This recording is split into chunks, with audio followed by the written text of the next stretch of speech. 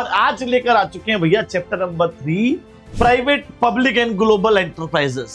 सबसे पहले शुरू करते हैं, what is the meaning of private sector enterprises. Business करने के ना ये टोटल 5 फॉर्म्स होते हैं भाई। ओनरशिप प्राइवेट लोगों के हाथ में है, मैनेजमेंट प्राइवेट लोगों के हाथ में है, सारा का सारा कंट्रोल एंड डिसीजंस प्राइवेट लोगों के हाथ में है। ठीक है जी। प्राइवेट सेक्टर एंटरप्राइजेस का मेन मोटिव है प्रॉफिट कमाना।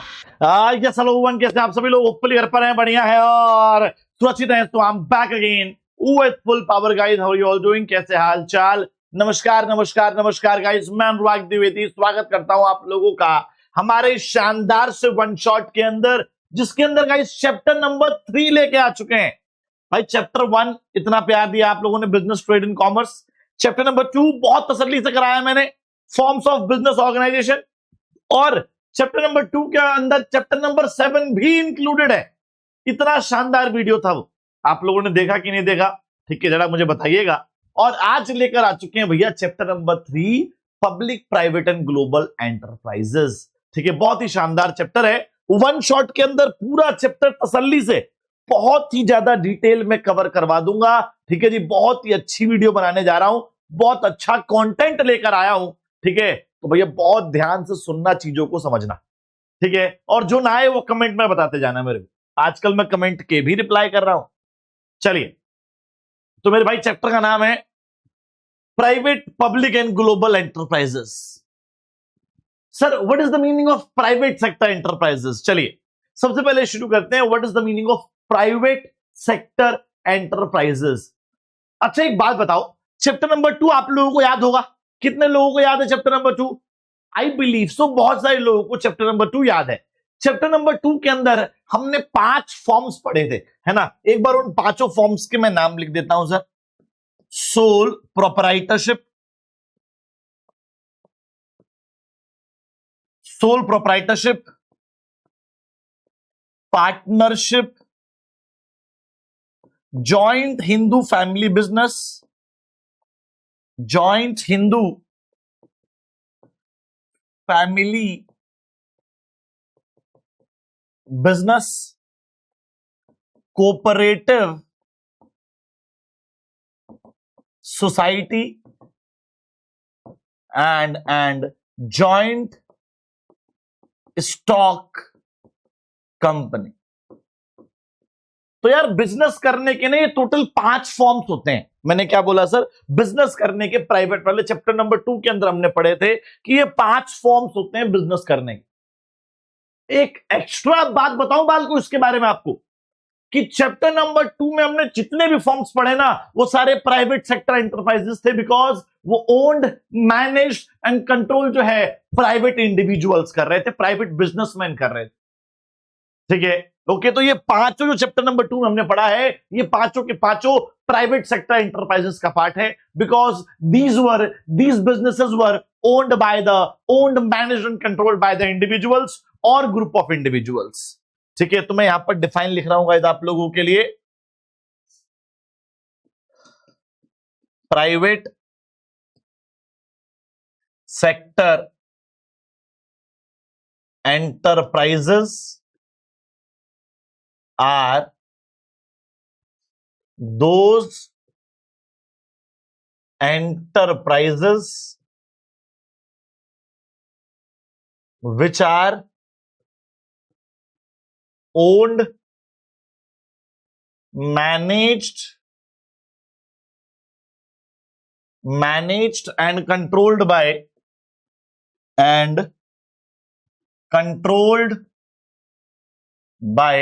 तो मैंने क्या बोला सर? मैंने सिंपल सी एक बात बोली कि प्राइवेट सेक्टर एंटरप्राइजेस वो एंटरप्राइजेस होते हैं which are owned and managed and controlled. भाई ओनरशिप प्राइवेट लोगों के हाथ में है, मैनेजमेंट प्राइवेट लोगों के हाथ में है, सारा का सारा कंट्रोल एंड डिसीजंस प्राइवेट लोगों के हाथ में है। ठीक है जी। तो private sector enterprises are those enterprises which are owned, managed and controlled by the private individuals और ग्रुप ऑफ इंडिविजुअल्स। ठीक है जी। इसके एग्जांपल्स क्या क्या हैं? एग्जाम्पल्स ये रहे भाई, ये सारे एग्जाम्पल्स हैं। Sole proprietorship, partnership, joint Hindu family business, cooperative society और जॉइंट स्टॉक कंपनी। ठीक है, ठीक है क्या? ओके है क्या? डन है क्या? ठीक है, ओके है, डन है। चलिए सर, तो मैं ये मान रहा हूं कि आपको जो है private sector enterprise chapter number 2 clear है। ठीक है, प्राइवेट सेक्टर क्यों बोलते हैं ये भी बता दो सर। बिकॉज इसका मेन मोटिव क्या है sir? It's main motive is to earn profit. ध्यान रखिएगा, इसको प्राइवेट सेक्टर एंटरप्राइज इसलिए भी कहते हैं क्योंकि इनका मेन मोटिव क्या होता है सर? प्रॉफिट कमाना होता है, पैसा कमाना होता है। ठीक है जी, okay. The main motive is to earn profit. It's main motive is to earn profit. ठीक है जी, तो सर इसका मेन मोटिव क्या है जी? प्राइवेट सेक्टर एंटरप्राइजेस का मेन मोटिव है प्रॉफिट कमाना। ठीक है जी, ओके जी, क्लियर जी।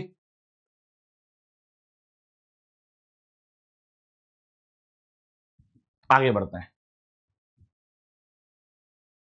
पढ़ के देखें एक बार, रीड करेंगे ज्यादा समझ में आएगा। ठीक है, आ जाओ sir. The private sector enterprises are the businesses owned, managed and controlled by the individuals और ग्रुप ऑफ इंडिविजुअल्स। यहां तक तो सेम टू सेम है। ठीक है जी, ओके। तो भैया इसकी ओनरशिप किसके पास है? इंडिविजुअल्स के पास। मैनेजमेंट किसके पास है? इंडिविजुअल्स के पास है। ग्रुप ऑफ इंडिविजुअल्स के पास है। ओनरशिप किसके पास है? ग्रुप ऑफ इंडिविजुअल्स के पास। ठीक है, okay. Their main motive is to earn profit. Sir जो मेन मोटिव है प्राइवेट सेक्टर एंटरप्राइजेस का वो क्या है जी? प्रॉफिट कमाना है, पैसा कमाना है। ठीक है, the various forms of organisations are, जो एग्जांपल्स हैं प्राइवेट सेक्टर एंटरप्राइजेस के वो हैं sole proprietorship, partnership, joint Hindu family business, cooperative society and joint stock company. ठीक है, ओके। ठीक है क्या? ओके है क्या? डन है क्या? ठीक है, ओके है, डन है। चलिए जी, आगे बढ़ते हैं सर। नेक्स्ट पे आते हैं पब्लिक सेक्टर एंटरप्राइजेस। तो मेरे भाई पब्लिक सेक्टर एंटरप्राइजेस क्या होता है? जल्दी से बताओ इसका मतलब। तो नाम से कुछ आइडिया लगा भाई। देखो, private sector enterprises owned by the private individuals और group of individuals. Public sector enterprises are owned by the government. कौन सी गवर्नमेंट? या तो स्टेट गवर्नमेंट या फिर सेंट्रल गवर्नमेंट या फिर बोथ। हाँ जी, सो पब्लिक सेक्टर एंटरप्राइजेस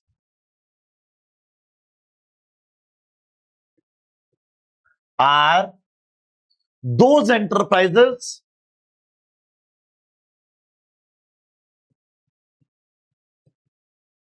हाँ जी, तो क्या लिखेंगे भैया? पब्लिक सेक्टर एंटरप्राइजेस जो हैं वो एंटरप्राइजेस होते हैं, वही तीन words, which are owned, managed and controlled. Public sector enterprises are those enterprises which are owned, managed and controlled by the government, bracket में either by state government, ठीक है जी, और बाय सेंट्रल गवर्नमेंट और बाय बोथ। ठीक है जी, अब जल्दी से बताइए सर इसका मेन मोटिव क्या होगा? Earn reasonable profit with public, providing services to public. तो पब्लिक वेलफेयर, सोशल वेलफेयर करते हुए हमें थोड़ा बहुत रीजनेबल प्रॉफिट कमाना है। ठीक है, ओके। तो मैं यहां पर लिख देता हूं earning reasonable profit. It's main motive is to earn reasonable profit. ठीक है जी, reasonable profit along with providing services to public। तो पब्लिक को सर्विस प्रोवाइड करते करते थोड़ा बहुत रीजनेबल प्रॉफिट कमा लेना। मेन मोटिव तो पब्लिक वेलफेयर है, सर्विस प्रोवाइड करना पब्लिक को, ये मेन मोटिव है। ठीक है जी, लेकिन थोड़ा बहुत हम प्रॉफिट कमा ले रहे हैं, ये पब्लिक सेक्टर एंटरप्राइजेस हैं। ठीक है, ओके सर ये 3 टाइप्स के होते हैं, इसके 3 एग्जांपल्स होते हैं। एग्जांपल्स की अगर बात करूं तो 3 एग्जांपल्स हैं मेरे भाई। पहला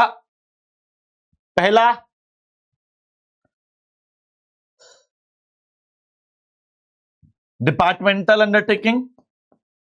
the first one is guys departmental undertaking. Second है स्टेचुरी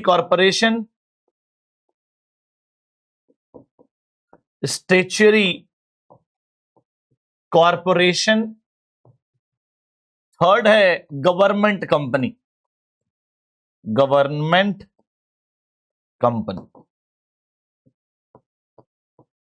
ठीक है जी, तो ये देखो 3 जो है मेरे भाई एग्जांपल्स हैं पब्लिक सेक्टर एंटरप्राइजेस के। ठीक है, okay.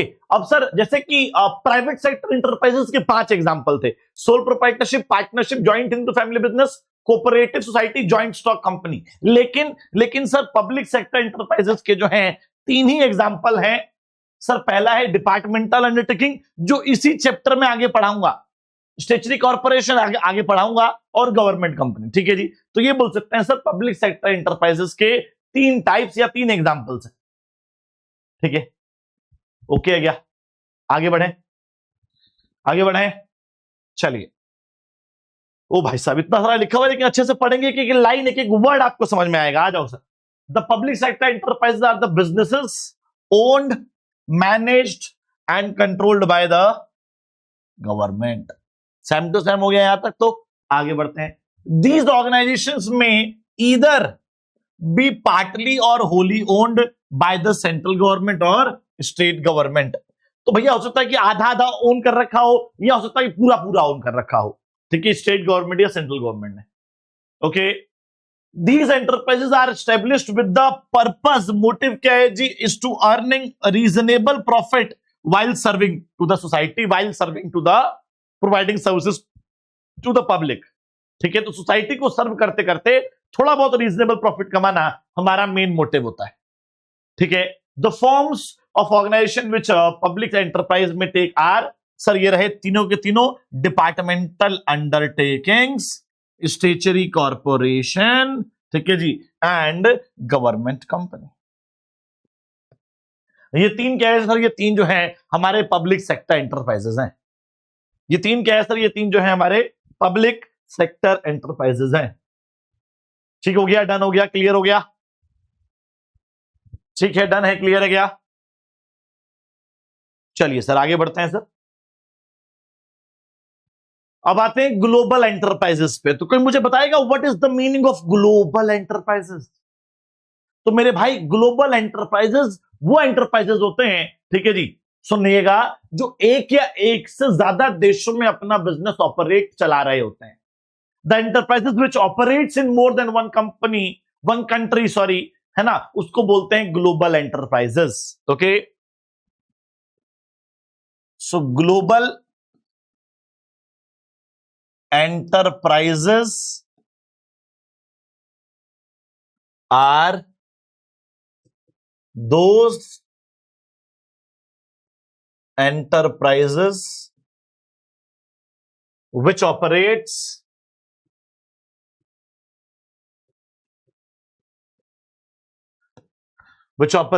in more than one country। ठीक है जी, अच्छा कोई मुझे बताएगा, ये आप लोगों को चैट में बताना है मेरे को, मतलब कमेंट सेक्शन के अंदर, ठीक है, कि सर ग्लोबल एंटरप्राइजेस का एक नाम और क्या है? ठीक है, ग्लोबल एंटरप्राइजेस का एक नाम और क्या है गाइस, ये आपको बताने का है। ठीक है, okay, so global enterprises are those enterprises which operates in more than one country. Okay, done है, क्लियर है क्या? चलिए पढ़ के देखते हैं sir. Global enterprises may be defined as a company that operates in several countries। जो बहुत सारी कंट्रीज में एक साथ काम करेंगे उनको बोलते हैं मेरे भाई global enterprises. Such a company has factories, sir in companies की फैक्ट्रीज हो सकती हैं कि इंडिया से बाहर हो, ब्रांचेस हो सकते हैं इंडिया से बाहर हो, ऑफिसेज जो हैं हो सकते हैं कि एक से ज्यादा कंट्री के अंदर हो। तो उन एंटरप्राइजेस को हम लोग क्या बोलेंगे, ग्लोबल एंटरप्राइजेस। तो एक है private sector enterprise which is owned by the individuals और ग्रुप ऑफ इंडिविजुअल्स, ठीक है, मेन मोटिव प्रॉफिट था। एक है public sector enterprise which is owned and managed and controlled by the government, कोई सी भी गवर्नमेंट हो। It's main motive is to earn reasonable profit while serving to the society. एक है global enterprises which operates in several countries, ठीक है जी। These are huge industrial organizations which extend their individual and marketing operations through a network of their branches in several countries. तो ये अपने branches जो हैं अलग अलग कंट्रीज में खोल लेते हैं, उससे अपना बिजनेस चलाते हैं, उससे अपना प्रॉफिट कमाते हैं। इसको बोलते हैं ग्लोबल एंटरप्राइजेस। अच्छा जी सर, इनकी ब्रांचेस जो इंडिया से बाहर हैं उसको बोलते हैं मोफा। इट्स नॉट फूफा, इट्स मोफा। मुफा मतलब majority owned foreign affiliates. Sir ये वो ब्रांचेस हैं जो इंडिया से बाहर जो हैं आपको देखने को मिलेंगी, ठीक है जी। ओके, तो जो भी ब्रांचेस हैं इंडिया से बाहर, ठीक है जी, ओके, उन ब्रांचेस को हम लोग क्या बोलते हैं, MOFA, majority owned foreign affiliates, ठीक है जी। डन है जी, क्लियर है जी। चलो अब बताया था भाई मैंने, देखो चैप्टर नंबर 1 के जो टाइप्स हैं, sole proprietorship, partnership, joint Hindu family business, cooperative society, joint stock company, ये सब जो है हम चैप्टर नंबर 2 के अंदर पढ़ चुके हैं। अब हमें भैया इस चैप्टर में क्या पढ़ना है, इस चैप्टर में पढ़ना है पब्लिक सेक्टर एंटरप्राइजेस और ग्लोबल एंटरप्राइजेस। तो स्टार्ट करते हैं सर, पब्लिक सेक्टर एंटरप्राइजेस, ठीक है जी। ओके, पब्लिक सेक्टर एंटरप्राइजेस 3 होते हैं मेरे भाई। ये रहा पहला सर डिपार्टमेंटल अंडरटेकिंग्स, मैंने पहले ही बताया था। ये रहा दूसरा स्टेचुरी कॉर्पोरेशंस। ये रहा तीसरा सर गवर्नमेंट कंपनीज, ठीक है। तो 3 होते हैं मेरे भाई पब्लिक सेक्टर एंटरप्राइजेस जो हैं वो 3 हैं, ठीक है। There are 3 public sector enterprises, departmental undertaking, statutory corporations and government companies, ठीक। डन, ओके, ठीक है क्या, डन है क्या, ओके है क्या। आगे बढ़ते हैं फिर डिपार्टमेंटल अंडरटेकिंग। देखो कुछ भी स्टार्ट करने से पहले, अब डिपार्टमेंटल अंडरटेकिंग क्या है, इसका क्या मीनिंग है, सबसे पहले मैं आपके माइंड में एक इमेज बनाना चाहता हूं और वो इमेज बनेगी एग्जाम्पल से। तो सबसे पहले गाइस मैं आपको देने जा रहा हूं डिपार्टमेंटल अंडरटेकिंग की कुछ एग्जांपल्स, ठीक है। आ जाओ सर। पहला है sir Indian railways, Indian railways. फिर है इंडियन पोस्ट एंड टेलीग्राफ। उसके बाद है इंडियन डिफेंस, इंडियन डिफेंस। उसके बाद है ऑल इंडिया रेडियो और उसके बाद है भैया दूरदर्शन, है ना। ये क्या है, ये 5 जो है एग्जाम्पल हैं डिपार्टमेंटल अंडरटेकिंग के, ठीक है। ओके, ये पांचों के पांचों क्या है एग्जाम्पल्स हैं किसके, डिपार्टमेंटल अंडरटेकिंग के। सर नाम से कुछ आइडिया लग रहा है क्या, Indian railway, Indian defence, Indian post and telegraph, all India radio, Doordarshan. तो मेरे भाई जो ये डिपार्टमेंटल अंडरटेकिंग है, इस नाम से तो ये आइडिया लग रहा है कि यार ये जो बिजनेस होगा ना, इसको कोई डिपार्टमेंट चलाता होगा, ठीक है। ये जो बिजनेस है गाइस, इसको कोई ना कोई डिपार्टमेंट चलाता है, ठीक है। ओके, अब डिपार्टमेंट चलाता है ये बोल लो, या फिर सर किसी मिनिस्ट्री का डिपार्टमेंट चलाता है, या फिर मिनिस्ट्री खुद चलाती है। तो वो डिपार्टमेंटल एंटरप्राइजेस जो हैं, डिपार्टमेंटल अंडरटेकिंग्स जो हैं, वो एंटरप्राइजेस होते हैं, वो बिजनेसेस होते हैं जिसको जो है या तो कोई डिपार्टमेंट, किसी मिनिस्ट्री या कोई डिपार्टमेंट चला रहा होगा, या मिनिस्ट्री खुद चला रही होगी। जैसे इंडियन रेलवेज को बाल को इंडियन रेल मिनिस्ट्री खुद चलाती है, रेल मिनिस्ट्री खुद चलाती है गाइस, ठीक है। इंडियन डिफेंस के लिए बाल को डिफेंस मिनिस्ट्री इसको खुद चलाती है। तो या तो किसी मिनिस्ट्री का कोई डिपार्टमेंट इस बिजनेस को चलाएगा, या फिर मिनिस्ट्री खुद इस बिजनेस को चलाएगी। उस बिजनेस एंटरप्राइज को क्या बोलते हैं मेरे भाई, डिपार्टमेंटल अंडरटेकिंग्स, ठीक है, ठीक है। डन है, पढ़ के देखते हैं। These enterprises are established as department of ministry. तो भैया इन बिजनेसेस को कैसे एस्टेब्लिश करते हैं कि यार एक मिनिस्ट्री का डिपार्टमेंट कर लो, ठीक है जी, ओके, या फिर इसको खुद से ही extension of the ministry itself, या मिनिस्ट्री का ही एक पार्ट, एक हिस्सा इसको माना जाता है। तो या तो मिनिस्ट्री का डिपार्टमेंट के थ्रू इसको स्टैब्लिश करेंगे, या फिर एक मिनिस्ट्री का जो हिस्सा है, एक्सटेंशन है, उसके हिसाब से इसको स्टैब्लिश किया जाएगा। ठीक है, okay. The government functions through these departments, government जो है इन्हीं डिपार्टमेंट्स, इन्हीं डिपार्टमेंटल अंडरटेकिंग के थ्रू पब्लिक को, सोसाइटी को अपनी सर्विसेज प्रोवाइड करती है। गवर्नमेंट खुद काम नहीं करती है, इन एंटरप्राइजेस के थ्रू, ठीक है, अपना काम जो है वो करवाती है। ओके, अच्छा जी, इसका मतलब तो ये हुआ कि सर कोई भी काम डिपार्टमेंटल अंडरटेकिंग कोई भी काम करेगा वो गवर्नमेंट का ही काम माना जाएगा। ठीक है, okay, are integral part of the functioning of the government. तो गवर्नमेंट की फंक्शनिंग का ही एक इंटीग्रल पार्ट है, एक इंटीग्रेटेड पार्ट है। ठीक है, पढ़ के देखिए प्लीज गाइस जल्दी से फटाफट।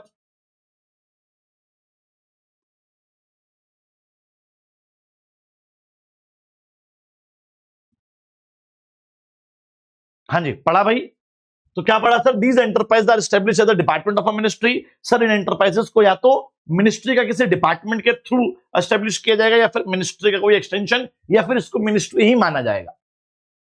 ठीक है, ओके, ये सर जो गवर्नमेंट जो है कोई भी काम इन्हीं डिपार्टमेंटल अंडरटेकिंग के थ्रू करती है। ठीक है जी, और इनके द्वारा किया गया कोई भी काम गवर्नमेंट का ही इंटरनल पार्ट, इंटीग्रल पार्ट माना जाएगा। ओके, चलिए अब आते हैं सर फीचर्स पे। क्या क्या फीचर्स हैं एक बार शॉर्टकट में पहले लिखवा देता हूं, ठीक है, इसकी एक्सप्लेनेशन, इसके कीवर्ड्स, और उसके बाद एक एक करके पढ़ने लगेंगे हम लोग इसके बारे में। ठीक है, ओके गाइस, डन है गाइस? चलो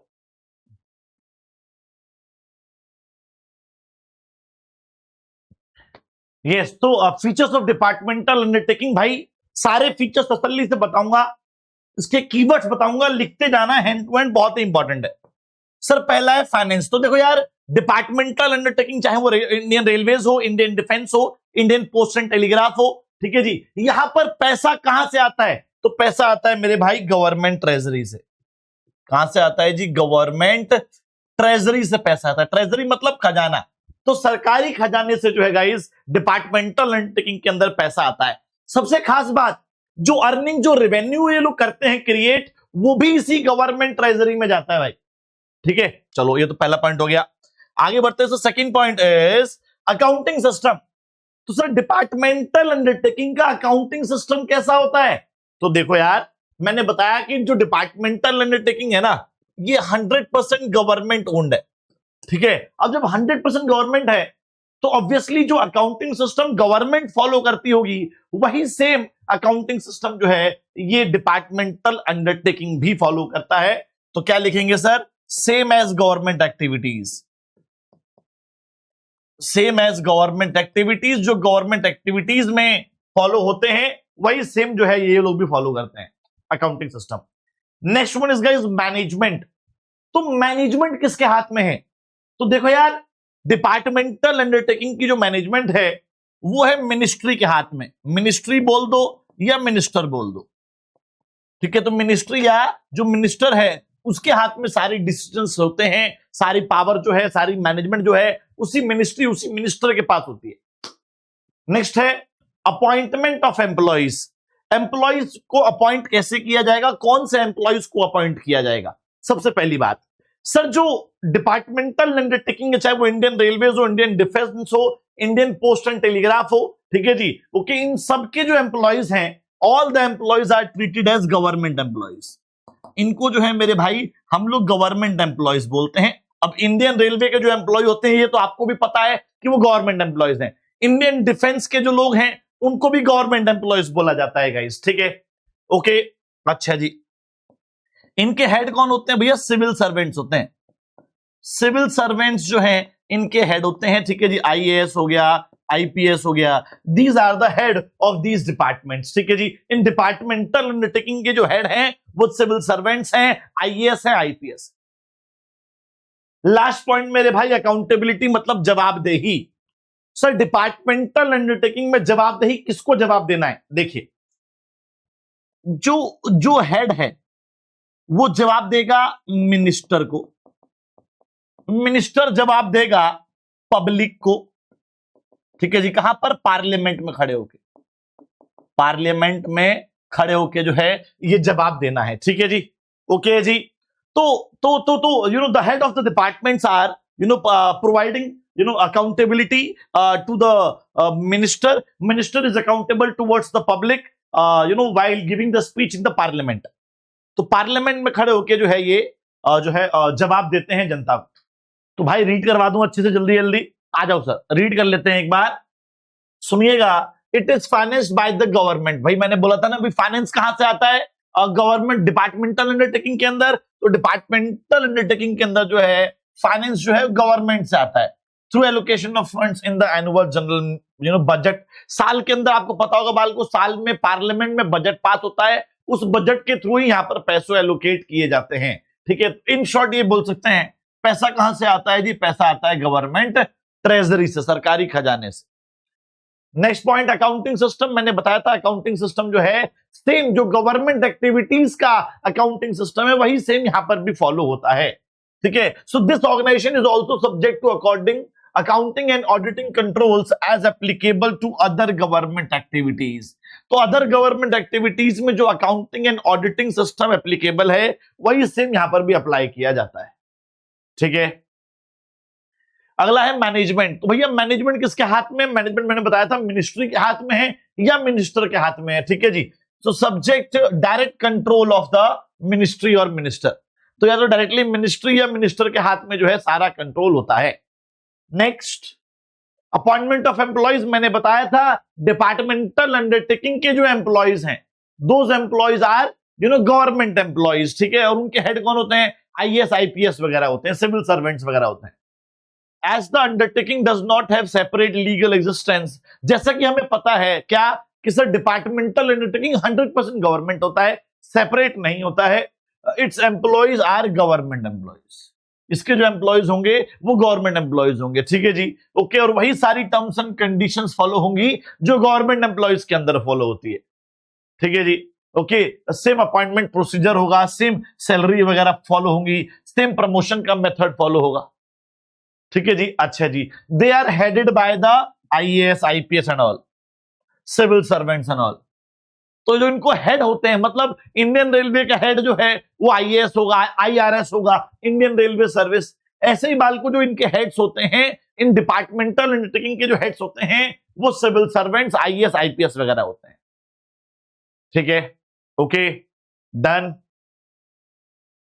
चलिए अकाउंटेबिलिटी पे आते हैं। हाँ भैया अकाउंटेबिलिटी की बात करो, जवाबदेही, कौन किसको जवाब देगा जल्दी से बताइए। तो भैया सुनो, जो एम्प्लॉइज हैं वो जवाब देंगे किसको sir? They are accountable to minister and minister is accountable, ठीक है जी, to the public through parliament. मैंने बताया था। तो जो एम्प्लॉइज हैं वो मिनिस्टर को जवाब देंगे और मिनिस्टर जो है वो पब्लिक को जवाब देगा पार्लियामेंट में खड़े होके। कहां पर खड़े होके? पार्लियामेंट में खड़े होके, ठीक है। So the employees of the enterprise accountable to the concerned minister. Employees जो है वो मिनिस्टर के लिए अकाउंटेबल है and who is ultimately responsible to the parliament, ठीक है जी, while answering to the public, okay, done, clear। चलिए आगे बढ़ते हैं sir. Advantages of departmental undertaking. Sir departmental undertaking के क्या क्या फायदे हैं?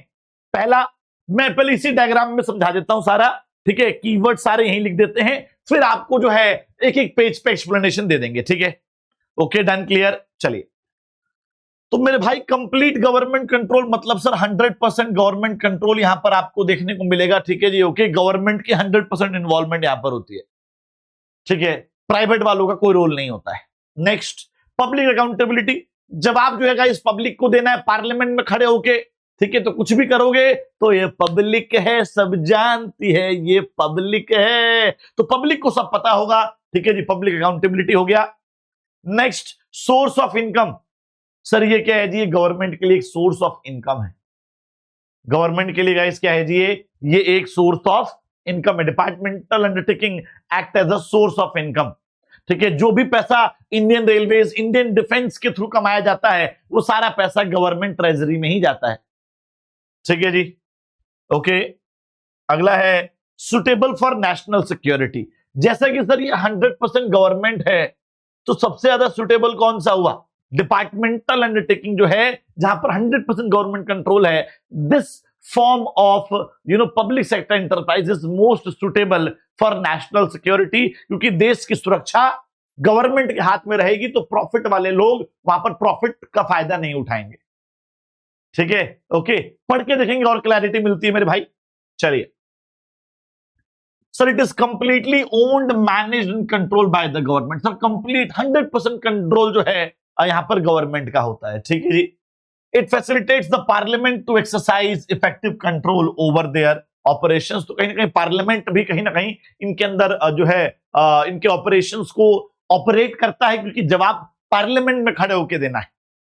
ठीक है, डन। तो कंप्लीट गवर्नमेंट कंट्रोल, गवर्नमेंट के ऊपर कंट्रोल, कंप्लीट कंट्रोल जो है यहां पर देखने को मिलता है। पब्लिक अकाउंटेबिलिटी मेरे भाई, जवाब जो है पब्लिक को देना है, ये मैंने बताया था, high degree of public accountability है। ठीक है, ओके सर, जो एम्प्लॉइज हैं, employees are accountable to minister, minister are accountable to public. ठीक है जी, कहां पर? पार्लियामेंट में खड़े होके। Okay, next, source of income. Government के लिए सोर्स ऑफ इनकम है the revenue earned by the enterprise. जो भी पैसा ये जो एंटरप्राइजेस है वो कमाएंगे, is a source of income. क्या होगा जी? एक सोर्स ऑफ इनकम होगा फॉर द गवर्नमेंट, गवर्नमेंट के लिए। ठीक है जी, ओके।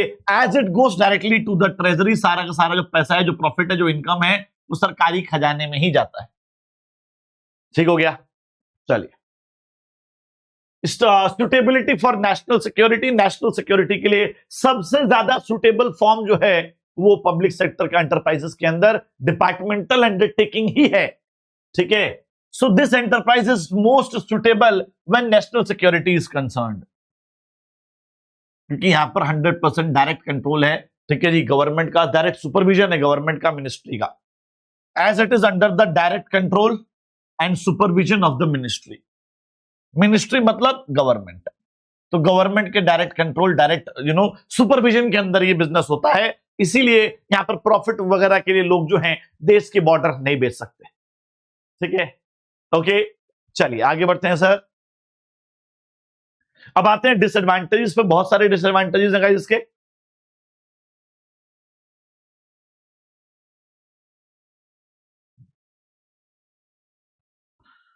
हाँ जी, बहुत सारे डिसएडवांटेजेस हैं। शुरू करें क्या? शुरू करें क्या?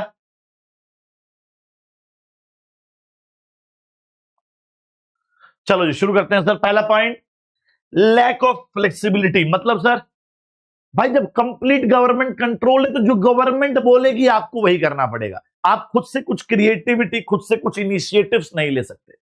For each and every action you have to take permission from the government. हर एक एक्शन के लिए आपको गवर्नमेंट से अप्रूवल, गवर्नमेंट से परमिशन लेनी पड़ती है। तो फ्लेक्सिबिलिटी जो है यहां पर आपको नहीं दिखेगी। नेक्स्ट है delay in decision making. Decision लेने में भी काफी ज्यादा टाइम लगता है सर, डिले होता है सर। ठीक है जी, ओके, क्योंकि अप्रूवल्स फिर से गवर्नमेंट से आएंगे, ऊपर से आएंगे, है ना। तो कई बार पहले मैं यहां से ऊपर चीजें भेजूंगा, फिर ऊपर से नीचे आएंगी, फिर मैं दोबारा भेजूंगा, फिर वो दोबारा नीचे आएंगी। तो क्या है सर, डिले होता है गाइस, कोई भी डिसीजन लेना होता है तो। नेक्स्ट है फेल्स टू आइडेंटिफाई अपॉर्चुनिटीज। कौन सी अपॉर्चुनिटीज? Sir business opportunities. ये जो है मेरे भाई, बिजनेस अपॉर्चुनिटीज जो है उसको ना ही आइडेंटिफाई कर पाते हैं, ना ही उसको अच्छे से यूज कर पाते हैं। तो वही कह रहा है sir, fails to identify business opportunities. ठीक है, मतलब कहीं ना कहीं ये इतने ज्यादा पब्लिक सर्विस में, वेलफेयर में बिजी होते हैं कि ये ना ही कस्टमर को ढंग से बहुत ज्यादा सेटिस्फाई कर पाते हैं, ना ही बिजनेस की जो अपॉर्चुनिटीज होती हैं उसको ग्रैब करके प्रॉफिट कमा पाते हैं। रेड टेपिज्म, प्रोसीजरल डिलेज देखने को मिलता है गाइस। ठीक है जी, तानाशाही देखने को मिलती है कहीं ना कहीं। Political interference guys. Political interference का मतलब क्या है? गवर्नमेंट जो है इंटरफेयर करती है इनके कामों में। अगला है indifferent to consumer needs. Consumer needs के लिए काफी ज्यादा सेंसिटिव है, इनडिफरेंट है, इनसेंसिटिव और इनडिफरेंट है मेरे भाई। ठीक है जी, ओके, काफी ज्यादा इनसेंसिटिव और इनडिफरेंट है कंज्यूमर नीड्स को लेकर। ठीक है जी सर, कैसे? क्योंकि 100% जो है कस्टमर सेटिस्फेक्शन नहीं चाहते हैं। they are just providing the services, they are not focusing on the customer needs, they are not focusing on the customer satisfaction। ठीक है, पढ़ के देखेंगे और क्लैरिटी मिलेगी मेरे भाई। आ जाओ। लैक ऑफ फ्लेक्सिबिलिटी बोला था मैंने, देखिए there is a little scope for exercising initiative. Government ही जो बोलेगी आपको वही करना है, बहुत ना के बराबर आप खुद से कुछ करना चाहो तो कर सकते हो, क्योंकि 100% गवर्नमेंट कंट्रोल है। एंड मेकिंग इंप्रूवमेंट्स, ठीक है, due to lack of autonomy, autonomy मतलब फ्रीडम आपके पास होती ही नहीं है, फ्रीडम नहीं है तो खुद से आप कुछ कर नहीं सकते।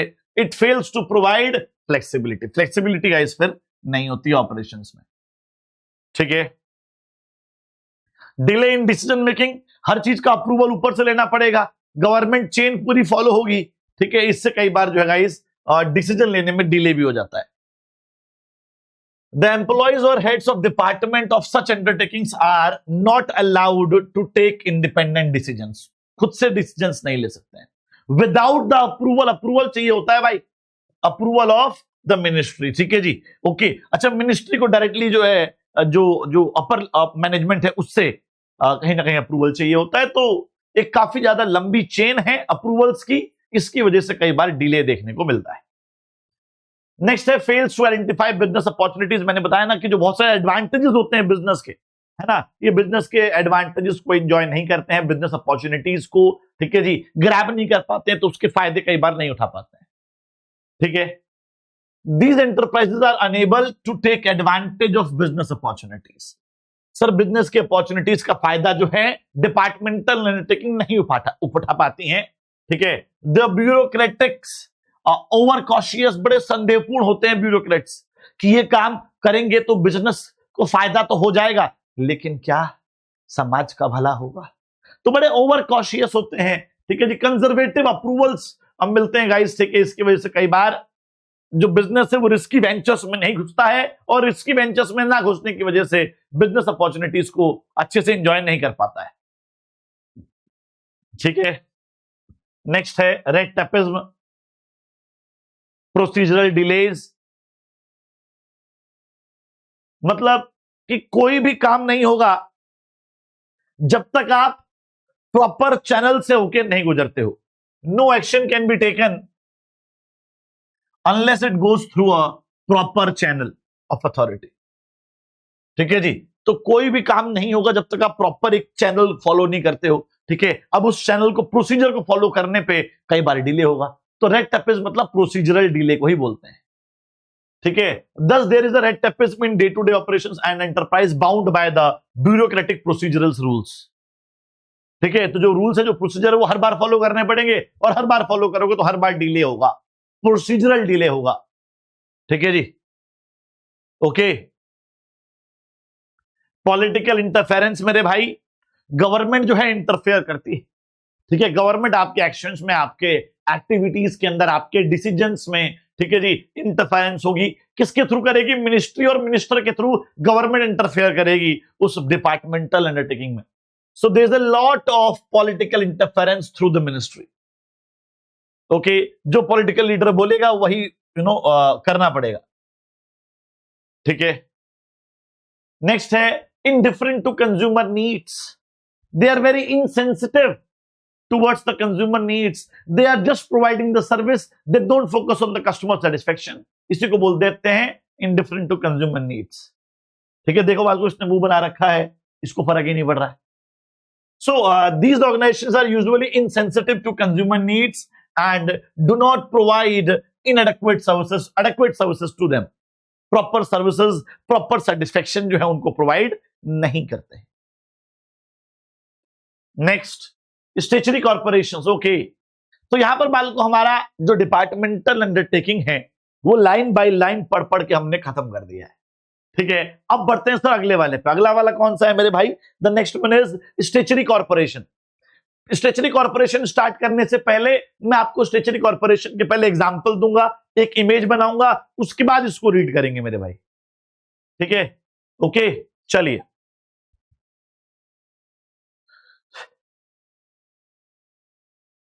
Statutory corporation,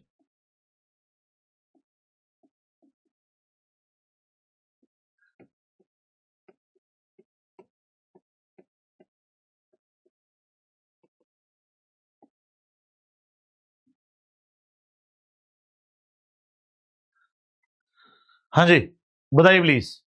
statutory corporation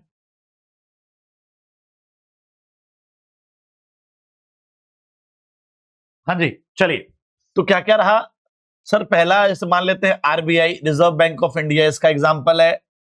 LIC इसका एग्जांपल है, ठीक है जी। एफसीआई इसका एग्जांपल है। ओएनजीसी, ओएनजीसी ये भी इसका एग्जांपल है, ठीक है जी। So these are the examples of statutory corporation. Sir इसके अंदर होता क्या है, सुनिए और समझिएगा कि सर स्टेचुरी कॉर्पोरेशन में हमेशा जो है ना, एक पार्लियामेंट में कोई कानून पास होगा, और पार्लियामेंट में किसी कानून के पास होने की वजह से अगर कोई बिजनेस खुल जाए तो उस बिजनेस को मेरे भाई स्टेचुरी कॉर्पोरेशन बोलते हैं। तो किसी स्पेशल एक्ट के पास होने से पार्लियामेंट में अगर कोई बिजनेस खुलता है, ठीक है जी, कोई एंटरप्राइज खुलती है, तो उस एंटरप्राइज को हम लोग स्टेचुरी कॉर्पोरेशन बोलते हैं, ठीक है। ओके, चलिए सर, तो स्टेचुरी कॉर्पोरेशन पढ़ के देखते हैं sir. Statutory corporation are defined as the autonomous automatic corporate bodies, independent corporate bodies that are created by the special act of parliament। तो किसी स्पेशल एक्ट के पास होने की वजह से अगर कोई बिजनेस खुल जा रहा है तो वो स्टेचुरी कॉर्पोरेशन है, ठीक है जी। ओके, और या तो स्पेशल एक्ट ऑफ पार्लियामेंट बोल लो या स्टेट लेजिस्लेचर बोल लो, कोई है ना। Okay, having pre defined function, जिसके अंदर सारे फंक्शंस उसी एक्ट में लिखे होते हैं, क्या क्या ड्यूटीज है उनकी उसी एक्ट में लिखी होती हैं, क्या क्या पावर्स हैं उसी एक्ट में लिखी हुई होती हैं, क्या क्या इम्यूनिटीज हैं उसी एक्ट में लिखी हुई होती हैं। तो हर एक चीज जो है उस एक्ट के अंदर जो है बिल्कुल लिखी हुई होती है, ठीक है जी। डन है जी, आगे बढ़े, चलिए। नेक्स्ट है मेरे भाई फीचर्स, स्टेचुरी कॉर्पोरेशन के क्या क्या फीचर्स हैं। तो पहला पॉइंट है मेरे भाई फॉर्मेशन। फॉर्मेशन कैसे होगी सर? फॉर्मेशन मैंने बताया ना, स्पेशल एक्ट ऑफ पार्लियामेंट से होगी। स्पेशल एक्ट ऑफ पार्लियामेंट से जो है इसकी फॉर्मेशन होती है। बहुत बढ़िया। ओनरशिप किसके हाथ में है सर? स्टेट गवर्नमेंट के हाथ में, पूरी की पूरी ओनरशिप जो है मेरे भाई स्टेट गवर्नमेंट के हाथ में होती है। Legal status sir separate from government. तो याद करिए सर, डिपार्टमेंटल अंडरटेकिंग सेपरेट नहीं था, डिपार्टमेंटल अंडरटेकिंग 100% गवर्नमेंट था, लेकिन ये जो है it is separate from government, इसका एक खुद का लीगल स्टेटस होता है। तो सेपरेट फ्रॉम गवर्नमेंट। नेक्स्ट है फाइनेंशियल ऑटोनॉमी। ऑटोनॉमी का मतलब है फ्रीडम। तो यार फाइनेंशियल फ्रीडम जो है गाइस इसके पास होती है, मतलब इनको जो पैसा है आता है ये खुद से रेज करते हैं। वो पैसा गवर्नमेंट ट्रेजरी, सरकारी खजाने से पैसा नहीं लेते हैं, सरकारी खजाने पे ये लोग डिपेंड नहीं होते हैं, अपने शेयर्स बेचकर जो है मार्केट से पैसा इकट्ठा करते हैं। Accounting and auditing procedure sir, departmental undertaking का जो अकाउंटिंग प्रोसीजर है वो था same as government activities, but इनका not same as government activities, ध्यान रखिएगा, ठीक है। ओके, तो accounting and auditing procedure not same as government activities. Next है staffing and terms of service. याद करिए सर, डिपार्टमेंटल अंडरटेकिंग के जो एम्प्लॉयज थे वो गवर्नमेंट एम्प्लॉयज थे, लेकिन इनके जो एम्प्लॉयज होते हैं वो गवर्नमेंट एम्प्लॉयज नहीं होते हैं, कॉन्ट्रेक्चुअल बेसिस पर होते हैं गाइस, ठीक है जी। So staffing and terms of service, they are not government employees.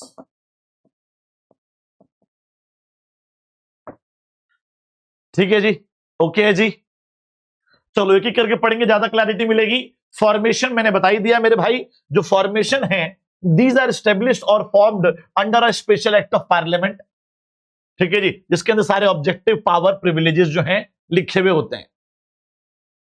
Next point, ownership. Ownership जब ये देखो, Holi owned by the state, state के हाथ में जो है सारी की सारी जो है ओनरशिप होती है, ठीक है। Next, legal status sir, separate legal entity है, सेपरेट है सर, गवर्नमेंट से सेपरेट है, ठीक है जी। ओके, खुद केस कर सकती है, इसके ऊपर केस किया जा सकता है, अपने नाम से कॉन्ट्रैक्ट कर सकते हैं, अपने नाम से प्रॉपर्टी एक्वायर कर सकते हैं। ये वही भैया बिल्कुल लीगल स्टेटस जो सेकंड चैप्टर में हमने पढ़ा था, है ना, सेपरेट लीगल एंटिटी। ओके, तो statutory corporation and government is different thing. Statutory corporation अपने नाम से केस कर सकती है, लोग उसके नाम पे केस कर सकते हैं, ये कॉन्ट्रैक्ट कर सकते हैं, असेट खरीद सकते हैं, और अपने नाम पर लोन वगैरह भी ले सकते हैं, ठीक है। Financial autonomy, financial freedom. तो यहां पे साफ साफ लिखा हुआ है this type of enterprises are usually independently financed. Usually क्या होता है सर, यूजुअली जो है ये इंडिपेंडेंटली फाइनेंस्ड है, मतलब सर है ना, जो भी ट्रेजरी है, जो भी फंड्स जो हैं वो गवर्नमेंट ट्रेजरी से तो नहीं आ रहे हैं, ठीक है, ये जो है अपने खुद के शेयर्स बेचते हैं, ठीक है, और अपना जो रेवेन्यू है अपने पास ही रखते हैं। तो it obtains funds by borrowings, loan वगैरह लेके, ठीक है, चाहे वो गवर्नमेंट से ले, चाहे वो शेयर्स वगैरह बेचकर, डिबेंचर्स वगैरह बेचकर लें, ठीक है जी, ओके। देन इनकी अर्निंग भी जो है वो अपने बिजनेस में ही उसको यूटिलाइज करते हैं। जैसे डिपार्टमेंटल अंडरटेकिंग की अर्निंग गवर्नमेंट ट्रेजरी में जा रही थी, इनकी अर्निंग्स इनके बिजनेस में ही लगाई जाती है। Next, accounting and audit procedure याद करिए sir, not same as government activities, it is not subject to government rules and regulation. Sir government वाले रूल्स एंड रेगुलेशन जो डिपार्टमेंटल अंडरटेकिंग पे एप्लीकेबल हो रहे थे यहां पर नहीं होते। नेक्स्ट है staffing in terms of service. Sir इसके अंदर देखा जाए तो जो एम्प्लॉयज हैं they are not the government employees, ठीक है जी, they are not termed as the government rules and regulations. The employees of these enterprises are not government or civil servants. Sir, government employees और civil servants नहीं होते हैं, ठीक है जी, and are not governed by the government rules, और इनके ऊपर government वाले जो जॉब वाले जो रूल्स हैं वो भी अप्लाई नहीं होते हैं, ठीक है जी। लेकिन हाँ, कुछ ऑफिसर जो हैं वो बड़े बड़े जो हेड्स वगैरह हैं, हो सकता है कि वो गवर्नमेंट हो, जो इन स्टेचुटरी कॉर्पोरेशन के जो हेड होंगे, हो सकता है सम टाइम समवेयर, ठीक है जी, कहीं ना कहीं एक आध कोई पोजीशन जो है, जो इनके हेड्स वगैरह की जो पोजीशन होती है, जो टॉप हेड होता है, ठीक है जी, वो कहीं ना कहीं गवर्नमेंट एम्प्लॉय हो सकता है, लेकिन बाकी लोग गवर्नमेंट एम्प्लॉयज नहीं होते हैं। अब आते हैं एडवांटेजेस पे।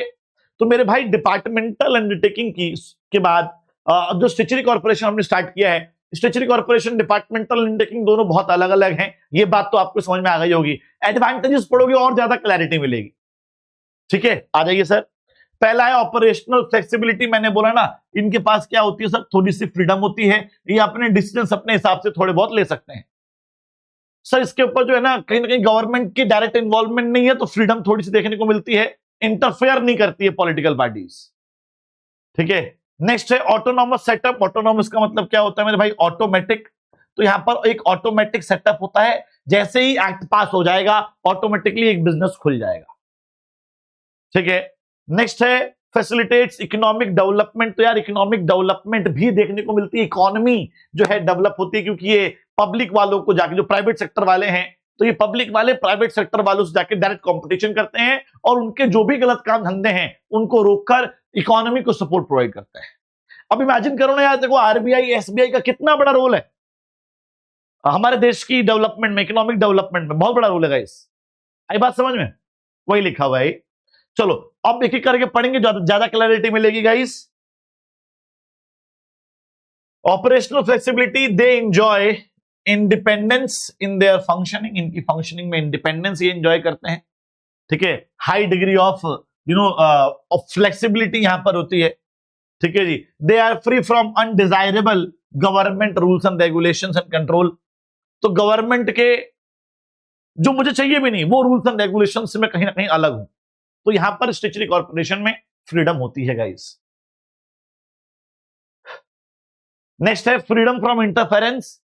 तो यार इंटरफेरेंस भी यहां पर देखने को नहीं मिलती है इतनी ज्यादा, ठीक है जी, ओके। तो इंटरफेरेंस जो है गाइस यहां पर इतनी ज्यादा इंटरफेरेंस नहीं है, ठीक है।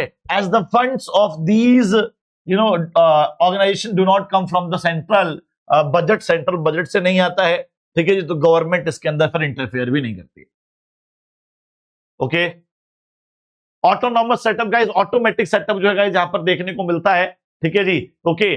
मतलब कि इनके खुद के प्रोसीजर्स, पॉलिसीज वगैरह होती हैं, खुद की पावर्स होती हैं, ठीक है। इनको किसी प्रायर किसी मिनिस्ट्री से अप्रूवल की जरूरत नहीं होती है, ठीक है। तो कहीं ना कहीं ऑटोनॉमस फ्रीडम वाला सेटअप है, ठीक है, जहां पर इनके पास फ्रीडम है, ठीक है जी। फैसिलिटेट्स इकोनॉमिक डेवलपमेंट मेरे भाई। तो such enterprise contributes to economic development as they have the power of government along with the initiative of private. तो गवर्नमेंट वाली पावर है, क्योंकि पावर तो गवर्नमेंट वाली है, क्योंकि गवर्नमेंट एंटरप्राइज पब्लिक एंटरप्राइज के अंदर ही आ रहा है, लेकिन फ्रीडम भी है। तो फ्रीडम है तो कहीं ना कहीं प्राइवेट वाली जो फैसिलिटीज हैं, जो बेनिफिट्स है वो भी इनको मिल रहे हैं, तो जब दोनों का एक मिक्सचर हो जाता है तो कहीं ना कहीं इकोनॉमिक डेवलपमेंट में ये बहुत बड़ा कंट्रीब्यूशन देते हैं। अब आते हैं सर क्या क्या डीमेरिट्स हैं। तो 4 डीमेरिट गाइस इसके देखने को मिलेंगे आपको। पहला है थ्योरेटिकल ऑटोनॉमी। भैया सिर्फ कागजी ऑटोनॉमी है, क्यों? क्योंकि इनके जो हेड हैं वो गवर्नमेंट वाले हैं। अब हेड गवर्नमेंट वाले हैं तो कहीं ना कहीं ऑटोमेटिकली गवर्नमेंट इंटरफेरेंस जो है देखने को आपको मिलेगी। ठीक है जी, फ्रीडम इतनी नहीं होती है इनके पास।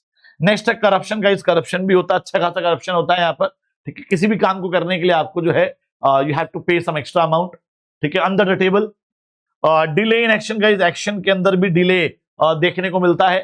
ठीक है जी, ओके। कहीं ना कहीं प्रोसीजरल यहाँ पर भी फॉलो करने पड़ते हैं, प्रोसीजर सॉरी। अगर आप यहाँ पे भी प्रोसीजर फॉलो करोगे तो कहीं ना कहीं डिले इन एक्शन होगा।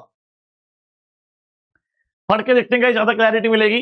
The autonomy and flexibility of such enterprises exist on paper only. तो जो फ्रीडम है गाइस सिर्फ कागजों के ऊपर है, रियलिटी कुछ और ही है। हम कह तो रहे हैं फ्रीडम है, लेकिन रियलिटी कुछ और ही है गाइस। ठीक है जी, ओके, इस बात का ध्यान रखना है। In reality statutory corporation is subject to many rules and regulations. ठीक है जी, does not enjoy much operational flexibility. इतनी फ्लेक्सिबिलिटी नहीं होती है, इनको भी रूल्स एंड रेगुलेशन फॉलो करने ही पड़ते हैं। तो सिर्फ कागजों के ऊपर है थ्योरी ऑटोनॉमी, रियलिटी में नहीं है। Next point, government interference. तो मेरे भाई गवर्नमेंट इनके काम में इंटरफेयर भी करती है बार बार। ठीक है, जो वर्किंग है पब्लिक सेक्टर इंटरप्राइजेस की। पब्लिक कॉर्पोरेशन वाल को, स्टैट्यूटरी कॉर्पोरेशन को याद रखना, हम लोग पब्लिक कॉर्पोरेशन भी कहते हैं, याद रखिएगा, कई बार एग्जाम में आता है। Statutory corporation is also known as public corporation. ठीक है, so the working of public corporation, statutory corporation is subject to interference from bureaucrats, politicians, specially in case of major decisions. तो जब मेजर डिसीजंस लिए जाएंगे, जहां पर funds बहुत ज्यादा इन्वॉल्व होंगे, ह्यूज फंड्स जहां पर इन्वॉल्व होंगे, वहां पर गवर्नमेंट इन्वॉल्व हो जाती है ना, और ब्यूरोक्रेट्स जो है वो इन्वॉल्व हो जाते हैं, आईएएस आईपीएस जो है वो इन्वॉल्व हो जाते हैं। ठीक है, ओके। नेक्स्ट है करप्शन गाइस। तो करप्शन भी यहां पर होता है गाइस, पैसे वैसे का लेन देन जो है वो देखने को मिलता है। So where there is a dealing with public rampant corruption exist guys. ठीक है जी, अच्छा खासा करप्शन देखने को मिलता है। नेक्स्ट है डिले इन एक्शन गाइस। तो कई बार जो है कॉर्पोरेशन बोर्ड, जो स्टैट्यूटरी कॉर्पोरेशन बोर्ड है, उससे अप्रूवल्स चाहिए होते हैं। ठीक है जी, उस कॉर्पोरेशन बोर्ड के अप्रूवल्स के बिना कोई भी डिसीजंस नहीं लिए जाते, और इसकी वजह से गाइस कई बार डिले भी देखने को मिलता है। So these the government often appoints advisers to the corporation board. This affect the freedom. Corporation board में जो जो एडवाइजर्स होंगे वो गवर्नमेंट के होंगे। अब गवर्नमेंट के होंगे तो गवर्नमेंट इंटरफेयर कर रही है, जो फ्रीडम है वो कहीं ना कहीं अफेक्ट हो रही है। ठीक है जी, okay. In case of any disagreement, कोई डिसएग्रीमेंट होगा तो मैटर जो है वो कहीं ना कहीं गवर्नमेंट के पास जाता है, फाइनल डिसीजन जो है गवर्नमेंट लेती है, इसकी वजह से डिले हो जाता है।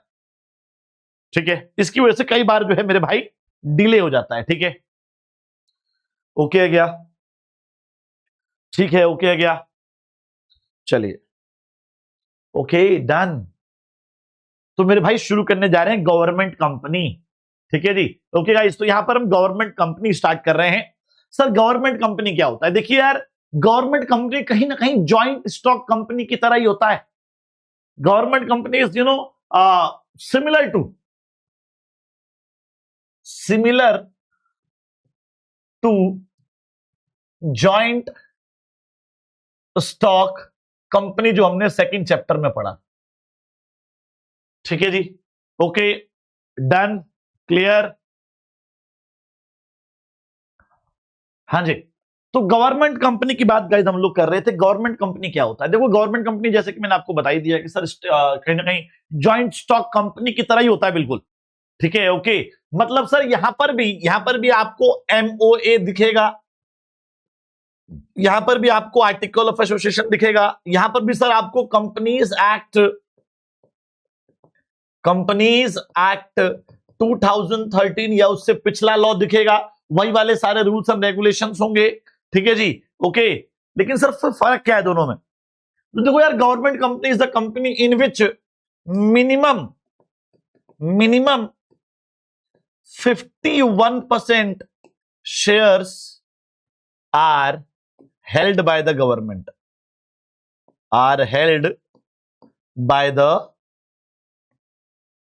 by the government।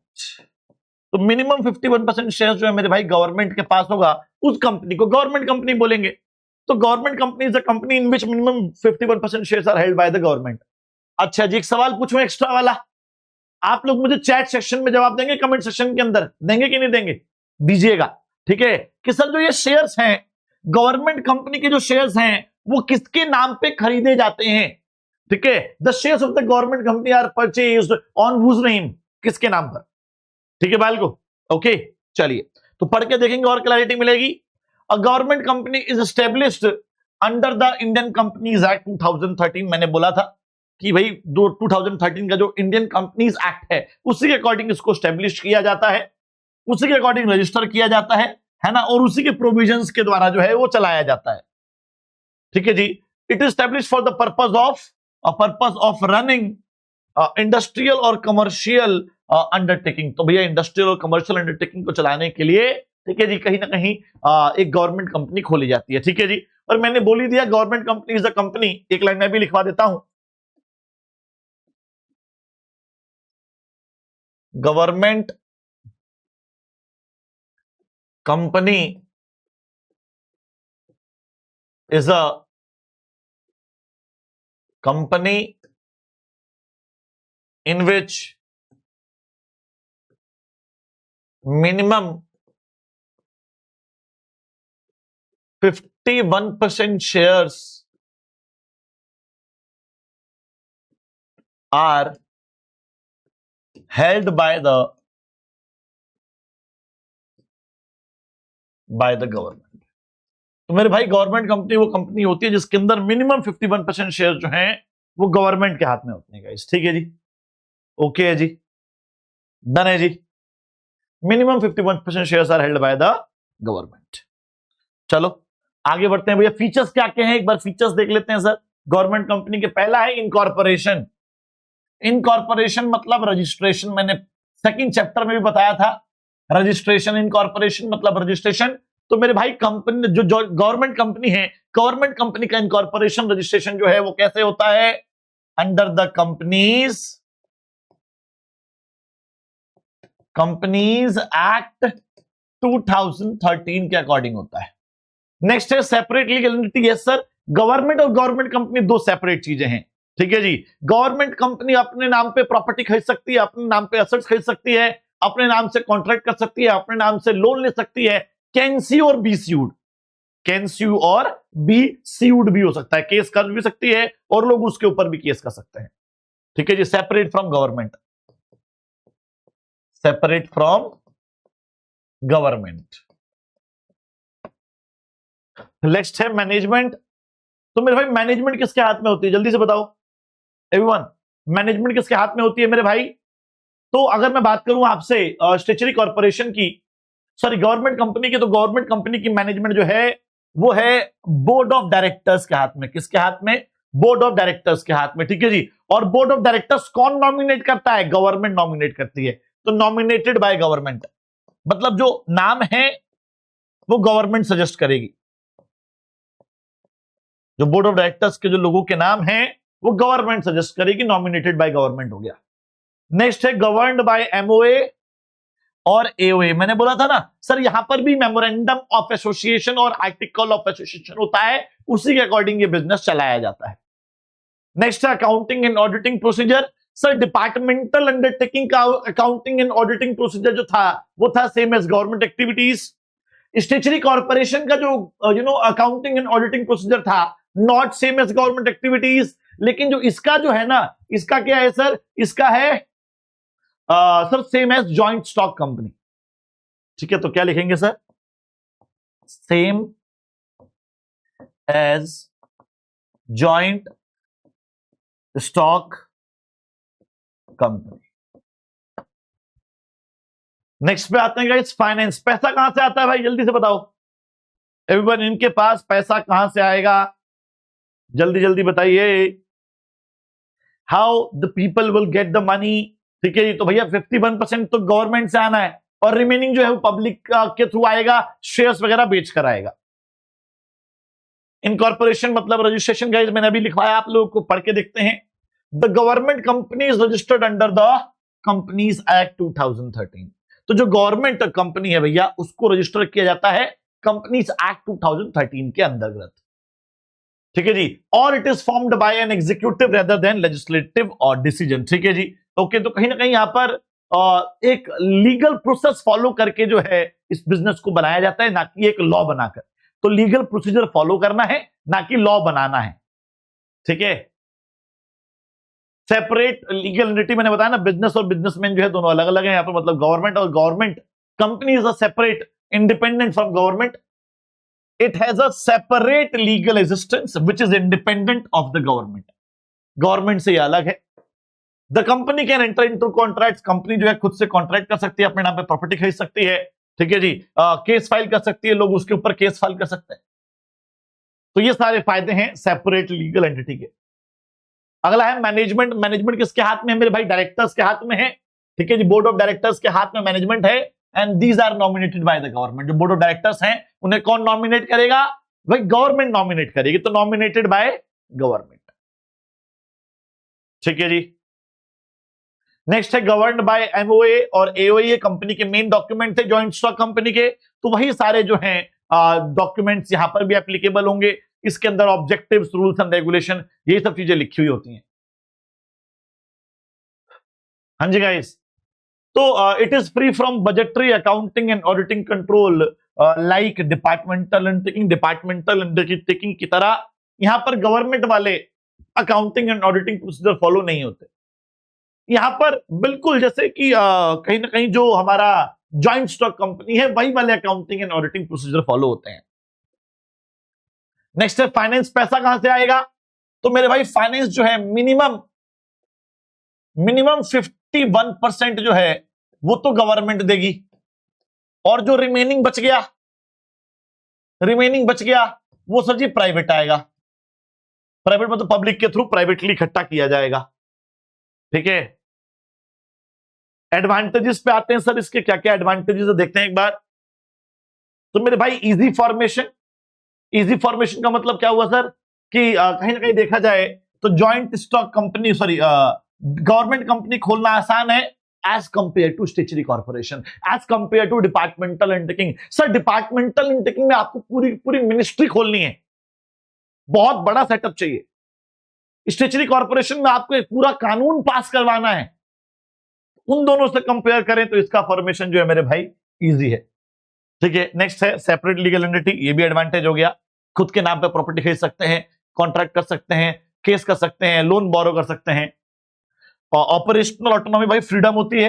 Departmental undertaking में जीरो फ्रीडम, स्टेचुरी कॉर्पोरेशन में थोड़ी बहुत फ्रीडम, यहां पर उससे भी ज्यादा फ्रीडम देखने को मिलेगी मेरे भाई, है ना। और कहीं ना कहीं जो बिजनेसेस हैं, जो प्राइवेट बिजनेसेस हैं, जो गलत काम धंधे कर रहे हैं, तो जॉइंट स्टॉक कंपनी कुछ ऐसे भी होंगी जो कहीं ना कहीं अनहेल्दी बिजनेस प्रैक्टिसेस करती हैं, तो उनको बीट करने के लिए गवर्नमेंट कंपनी सामने आती है, उनसे कंपटीशन करती है, ठीक है जी, और उनके अनहेल्दी बिजनेस प्रैक्टिसेस पर रोक लगाती है, ठीक है। पढ़ के देखते हैं सर।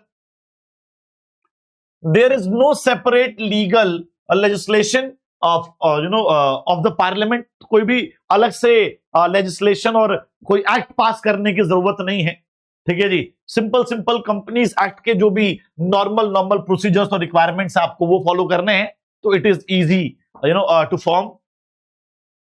सेपरेट लीगल एंटिटी मेरे भाई गवर्नमेंट से सेपरेट होता है, it has a separate legal entity apart from the government. Operational flexibility होती है मेरे भाई, इट एंजॉयज ऑटोनॉमी, मतलब फ्रीडम होगी भाई इनके अंदर, है ना। मैनेजमेंट के जो भी डिसीजंस लेंगे, जो भी एक्शंस इनको लेने हैं, ठीक है जी, तो प्रॉपर जो है वो प्रोसीजर वगैरह, अप्रूवल्स वगैरह का वेट नहीं करना पड़ता है, ठीक है जी। ओके, कहीं ना कहीं फ्री है, it is free from bureaucratic control. यहां पर ब्यूरोक्रेटिक कंट्रोल भी इतने ज्यादा नहीं देखने को मिलते हैं, ठीक है। ओके, नेक्स्ट है प्रिवेंट्स अनहेल्दी बिजनेस प्रैक्टिसेस। जो गलत काम धंधे हैं उस पर रोक लगाता है, ठीक है। These companies providing goods and services at reasonable prices, ताकि जो बिजनेसेस हैं, जो प्राइवेट बिजनेसेस हैं, जो ज्यादा प्राइस चार्ज कर रहे हैं, उनसे कंपटीशन करके उनके प्राइस को नीचे लेके आना, ये इनका मेन मकसद होता है। डिसएडवांटेजेस पे आते हैं sir. Freedom only in name, सिर्फ नाम की फ्रीडम है, पेपरों पे फ्रीडम है, थ्योरेटिकल फ्रीडम है सर। क्योंकि मैंने बताया था थोड़ी देर पहले कि जो इनके डायरेक्टर्स होते हैं, जो बोर्ड ऑफ डायरेक्टर्स होते हैं, उन्हें गवर्नमेंट नॉमिनेट कर रही है, उस रास्ते जो है गवर्नमेंट इंटरफेयर कर देती है। ठीक है जी, ओके। अकाउंटेबिलिटी नहीं, पब्लिक को जवाब नहीं देना, पब्लिक को जवाब नहीं देना तो जो मर्जी करे जाओ। और कहीं ना कहीं सर जो इतना बेनिफिट नहीं होता है लो रिलेवेंस ऑफ गवर्नेंस, ठीक है, गवर्नमेंट कंपनी खोलने का इतना बेनिफिट नहीं है, क्योंकि ना ही ये प्रॉपर प्रॉफिट कमा पा रहे हैं, ना ही ये पब्लिक को इतनी अच्छी सर्विस दे पा रहे हैं। ठीक है, तो ये तीन जो है आपको देखने को डिसएडवांटेजेस मिलेंगे यहां पर। Government is the majority share holder, government जो है मेजॉरिटी शेयर होल्डर है। ठीक है जी, so it exercise control over the affairs of the company. ठीक है जी, तो कहीं ना कहीं गवर्नमेंट जो है कंट्रोल दिखाती है अपना, उनके जो भी कंपनी के काम है, अफेयर्स हैं उसके ऊपर। ठीक है जी, कैसे, किसके थ्रू कंट्रोल करती है? डायरेक्टर्स के थ्रू कंट्रोल करती है। Next, lack of accountability. A company is financed by the government, it should be accountable to the government, however it is not answerable directly to the parliament। तो पार्लियामेंट में खड़े होकर पब्लिक को जवाब नहीं देना है, ठीक है, तो गवर्नमेंट के लिए तो अकाउंटेबल है, लेकिन पब्लिक को जवाब नहीं दोगे तो कहीं ना कहीं आप बच जाते हो। तो यहां पर बचाव है मेरे भाई। अगला है लो रिलेवेंस ऑफ गवर्नेंस, या है ना, मैंने बताया ना कि ना ही ये प्रॉपर प्रॉफिट कमा पा रहे हैं, ना ही ये लोग जो है पब्लिक को सर्विस प्रोवाइड कर पा रहे हैं। तो जो मेन पर्पज है कंपनीज एक्ट के तहत बिजनेस खोलने का, वो कहीं ना कहीं खराब हो रहा है, डिफीट हो रहा है, इट डिफीट्स। ठीक है, अब आते हैं मेरे भाई जॉइंट वेंचर। लेकिन जॉइंट वेंचर से पहले मैं आपको कोई एक टॉपिक आता हूं बहुत अच्छा। That topic is guys global enterprises.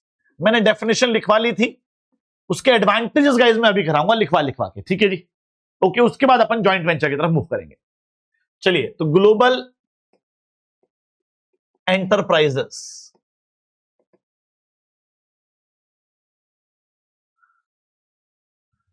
Global enterprises लिखते हैं भाई।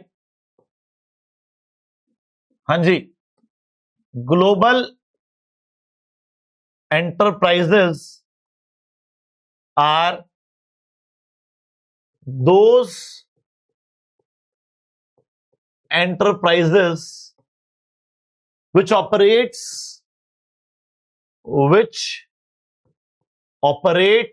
in more than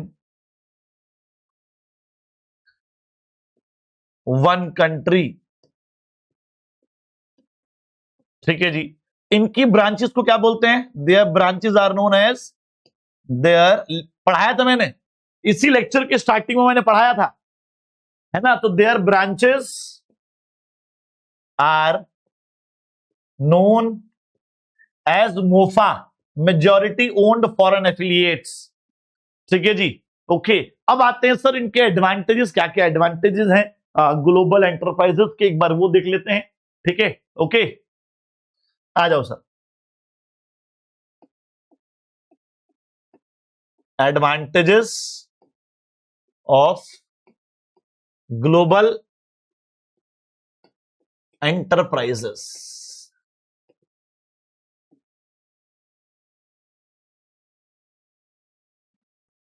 चलिए,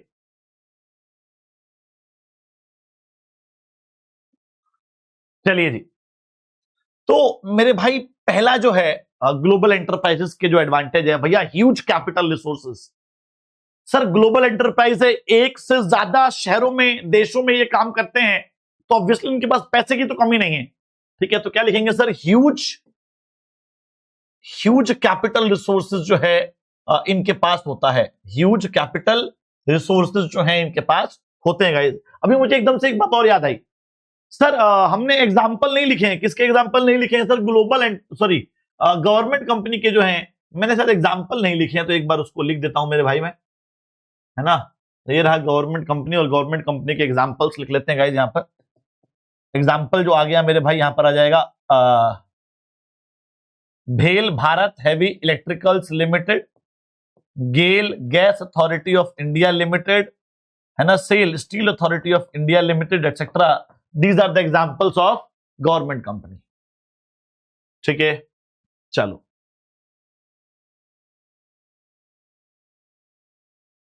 तो पहला फीचर क्या है मेरे भाई? ह्यूज कैपिटल रिसोर्सेज, इनके पास पैसों की कमी नहीं होती, इनके पास बहुत सारा पैसा होता है।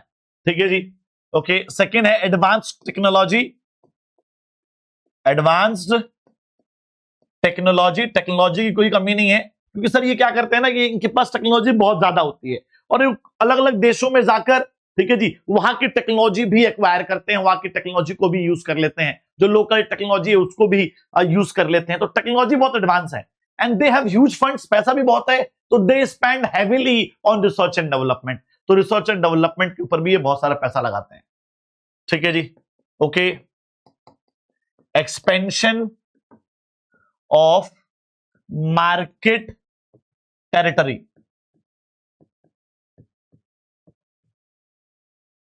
हाँ जी, मतलब सर देखिए कि ये कहीं ना कहीं अपनी मार्केट टेरिटरी को एक्सपैंड कर लेते हैं, ठीक है जी।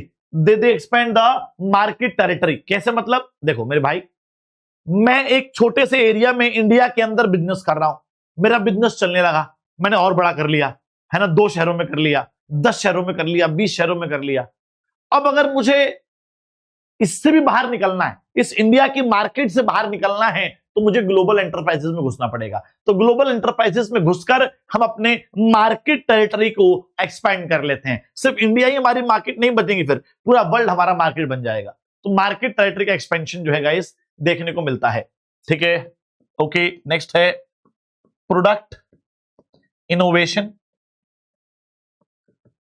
मतलब सर प्रोडक्ट इनोवेशन का क्या मतलब हुआ कि यार देखो, जब होंडा जापान की कंपनी, हीरो इंडिया की कंपनी, होंडा इंडिया में आई तो हीरो होंडा बना, ठीक है। सुजुकी जापान की कंपनी, मारुति इंडिया की कंपनी, दोनों साथ में मिली तो क्या बना सर? मारुति सुजुकी बना।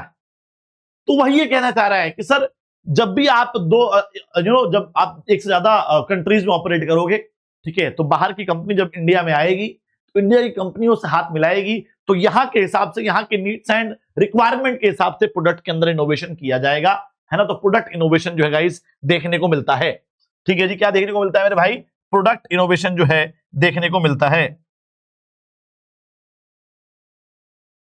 Done, clear.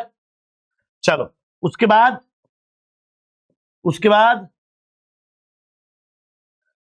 Effective marketing strategies. Sir इनकी मार्केटिंग स्ट्रेटजीज बहुत ही लाजवाब होती है, क्यों? क्योंकि ये बड़े बड़े ब्रांड एम्बेसडर्स को हायर कर लेते हैं, ठीक है जी। इनको पता है कि भी कैसे मार्केटिंग करनी है, पैसे की कोई कमी है नहीं इनके पास। जब पैसे की कमी है नहीं, ठीक है, तो if they have huge funds, they can use those funds in the marketing. तो मार्केटिंग स्ट्रेटजीज काफी अच्छी होती हैं, they can heavily invest on these marketing strategies, ठीक है। ये बहुत सारा पैसा इन्वेस्ट करते हैं इन मार्केटिंग स्ट्रेटजीज के ऊपर। नेक्स्ट मेरे भाई सेंट्रलाइज्ड कंट्रोल। तो ये भी एक एडवांटेज है कि सेंट्रलाइज्ड कंट्रोल रहता है मेरे भाई, एक ही जगह से ये लोग जो हैं कंट्रोल कर रहे होते हैं, ठीक है। एक हेडक्वार्टर होगा होम कंट्री के अंदर, उसी होम कंट्री से जितनी भी होस्ट कंट्रियां, उन होस्ट कंट्रियों के अंदर सेंट्रलाइज कंट्रोल होगा, एक ही जगह से पूरा कंट्रोल सिस्टम जो है चलाया जा रहा होगा, ठीक है। तो ये भी एक अच्छी बात है, एक एडवांटेज है कि हमें अलग अलग जगह पर अलग अलग कंट्रोल सिस्टम की जरूरत नहीं पड़ती है, सेंट्रलाइज कंट्रोल होता है, वहीं से सारा कंट्रोल कराया जाता है, ठीक है। तो ये सारे क्या है मेरे भाई? एडवांटेज हैं ग्लोबल एंटरप्राइजेस के। अब सर ग्लोबल एंटरप्राइजेस के अंदर एक टॉपिक आता है जॉइंट वेंचर। सर जब 2 या 2 से ज्यादा कंपनियां साथ मिलकर कोई बिजनेस करती हैं, उसको बोलते हैं जॉइंट वेंचर, ठीक है। ओके, तो पढ़ के देखते हैं sir. When 2 or more independent firms establish new enterprise by pooling their capital. अब 2 कंपनियां मिलेंगी तो अपने कैपिटल को जोड़ेंगी, भाई तू भी ले आ, मैं भी ले आता हूं, अपनी टेक्नोलॉजी को जोड़ेंगी, तू भी अपनी टेक्नोलॉजी ले आ, मैं भी अपनी टेक्नोलॉजी ले आता हूं। हीरो होंडा, मारुति सुजुकी एक दूसरे की एक्सपर्टीज का इस्तेमाल करेंगी, है ना। इसी को मेरे भाई क्या बोलते हैं? जॉइंट वेंचर बोलते हैं। एग्जाम्पल लिख रखा है मेरे भाई, हीरो साइकिल थी इंडिया की, होंडा मोटर्स थी जापान की, दोनों ने मिलकर क्या बनाया? हीरो होंडा बनाया, ठीक है जी। ओके, चल्लू चल्लू रे घुमा दूं हीरो होंडे पे। आ जाओ अगला। ऐसा सिमिलरली सुजुकी मोटर जापान की, है ना, Maruti of government of India, दोनों ने मिलकर मारुति उद्योग, मारुति सुजुकी बनाया। इसको बोलते हैं मेरे भाई जॉइंट वेंचर, ठीक है। लाइन बाय लाइन रीड करा रहा हूं, किसी पर्पस से रीड करा रहा हूं, इसके ऊपर कई बार शॉर्ट नोट आता है। बेनिफिट्स क्या क्या है मेरे भाई, देख लीजिए प्लीज। पहला है जॉइंट वेंचर से रिसोर्सेज और कैपेसिटी इंक्रीज हो जाती है। अब मारुति भी अपनी रिसोर्सेज कैपेसिटी को सुजुकी के साथ जोड़ेगा तो ऑब्वियसली इनकी कैपेसिटी बढ़ जाएगी, इनके रिसोर्सेज बढ़ जाएंगे। Next, gain access to new market. अब सुजुकी जब इंडिया में आई, मारुति से मिली, तो सुजुकी को इंडियन मार्केट में घुसने का मौका मिला, नई मार्केट में घुसने का मौका मिला, डिस्ट्रीब्यूशन नेटवर्क फैलाने का मौका मिला। नेक्स्ट है, अब हीरो को जो है होंडा की एडवांस टेक्नोलॉजी एक्सेस करने का, यूज करने का मौका मिल गया। तो दोनों को फायदा होता है, दोनों कंपनियों को फायदा होता है। Next, something new and innovative.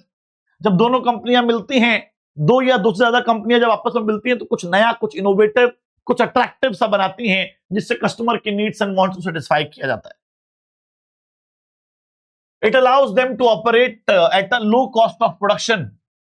Sir low cost पे ऑपरेट करने का मौका मिलता है इनको, ठीक है जी। Okay, low cost of production का मतलब क्या है कि देखो, अब वो एडवांस टेक्नोलॉजी लेकर आएगा, ये लोकल रिसोर्सेज का यूज करेंगे, तो एडवांस टेक्नोलॉजी और लोकल रिसोर्सेज जब यूज एक साथ किए जाते हैं ना, तो कॉस्ट ऑफ प्रोडक्शन कम हो जाती है। मैं लिख भी देता हूं यहां पर, लो कॉस्ट ऑफ प्रोडक्शन के दो रीजन है। क्या? एक तो आप एडवांस टेक्नोलॉजी यूज कर रहे हो, दूसरा लोकल रिसोर्सेज यूज कर रहे हो। तो जब लोकल रिसोर्सेज का एडवांस टेक्नोलॉजी से कोलैबोरेशन हो जाता है तो कॉस्ट ऑफ प्रोडक्शन कम हो जाती है। नेक्स्ट है, it assist them in establishing a brand name. अब स्प्लेंडर एक ब्रांड नेम है, मारुति सुजुकी एक ब्रांड नेम है, तो जब भी ये कंपनी आपस में मिलेंगी तो एक ब्रांड नेम, एक अच्छा खासा ब्रांड नेम क्रिएट हो जाएगा। इसके क्या क्या फीचर्स है सर, देख लेते हैं। जॉइंट वेंचर बाल को एक स्पेसिफिक पर्पस के लिए, जब दो कंपनी आती हैं तो एक स्पेसिफिक पर्पस के लिए आती हैं, है ना।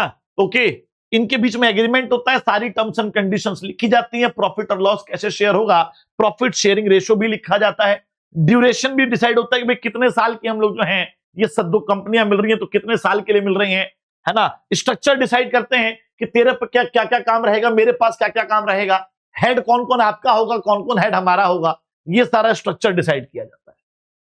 ठीक है, पढ़ के देखते हैं मेरे भाई। So the government company is registered. Government company कहां से आ गया, इसको मिटाते हैं गाइस, कुछ मिस्टेक है इसके अंदर। चलिए जी, तो स्पेसिफिक ड्यूरेशन की बात कर लेते हैं सर। स्पेसिफिक ड्यूरेशन का मतलब क्या है? Joint venture is always created for a specific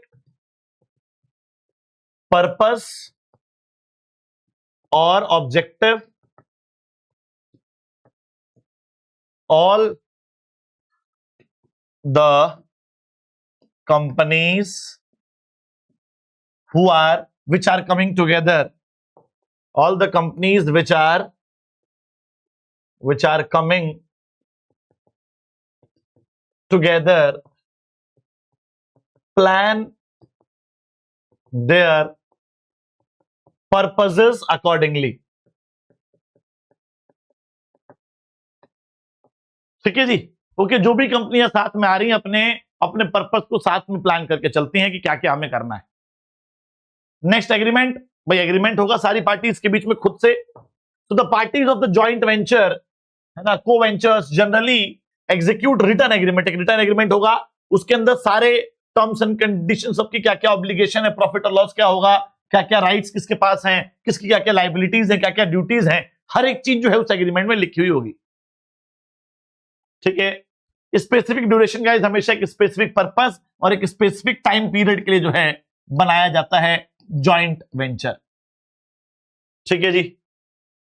उसके बाद स्ट्रक्चर ऑफ द वेंचर, भाई स्ट्रक्चर भी साथ मिलकर डिसाइड करेंगे, है ना, किस पे कौन कौन कितनी कितनी एसेट्स लेके आ रहा है, कौन क्या क्या ऑपरेशंस करेगा, ये भी डिसाइडेड होता है। ठीक है जी, किसकी क्या क्या एंटिटी रहेगी, तो वो सब के ऊपर जो है गाइस डिस्कशंस एंड कंट्रोल जो है डिसाइड किया जाता है। प्रॉफिट शेयरिंग, प्रॉफिट जो है भैया बांटा जाएगा। ठीक है जी। ओके, प्रॉपर जो है गाइस यहां पर प्रॉफिट को आपस में डिस्ट्रीब्यूट किया जाएगा। तो डिस्ट्रीब्यूशन ऑफ प्रॉफिट जो है मेरे भाई यहां पर देखने को मिलता है, प्रॉपर तरीके से हम जो है प्रॉफिट को डिस्ट्रीब्यूट करते हैं। ठीक है,